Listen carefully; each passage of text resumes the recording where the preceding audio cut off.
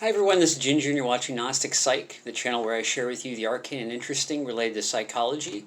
And before I get to today's topic, I do invite you to click like and subscribe if you like this video and you want to see more like it. And my references are always listed by clicking on that arrow underneath the screen. And so if you have any questions on my credibility, this should all be listed there. And today I want to talk about conspiracy theories and the search for certainty. And this gets overlooked a lot, but it could possibly be the area where we can all find common ground with the wide-eyed conspiracy theorist in our life, or the QAnon member who wants to just go on and on and on with telling us about the conspiracy by the pedophile, child-abusing, satanic lizards that run the world, apparently. The important thing to remember is, deep down, conspiracy theorists are looking for certainty of what's going on in the world. Our world has always been a random, chaotic, unpredictable place. And people forget that, especially in our society where we've already become industrialized, we're Western, things are very predictable. There's always a sense of order. It almost seems guaranteed that there's going to be groceries at the grocery store, that there's going to be gas for our gas tanks, and that our water is going to be drinkable. But the fact of the matter is there aren't any guarantees anymore, especially for Americans, and I think that Americans are finding that out as we inch further into the 21st century, and I think it's hitting people pretty hard. And that's kind of where I want to talk about the search for certainty. Conspiracy theory research in psychology has become actually a fairly new subject, an burgeoning one. But one of the things that conspiracy theories seem to bring to people, among other things, is the view that everything is controlled. It doesn't seem like it would make sense, but on a subconscious level, or even on a level in between the conscious mind and subconscious mind, for somebody who believes in the Illuminati or the satanic pedophile elite, it actually takes away from the feeling for them of the uncertainty of what's going to happen next. Clearly politics haven't worked, religion hasn't worked, and so therefore conspiracy thinking is almost kind of a psychological security blanket.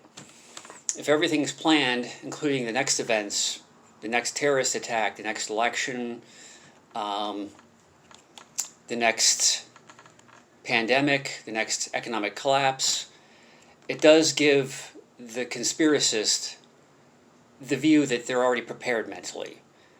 They can look at some random event and say, okay, it's planned. And all they have to do is find the evidence to justify their view, and it does offer a certain sense of personal autonomy, control, and certainty for the future. And I say this not just as a psychologist, but as someone who used to be a conspiracist myself. I don't share this with a lot of people, but I think it's very important, and it's also why I am showing these videos, is because I used to actually have views that were as out there as the reptilians. They were from the fourth dimension.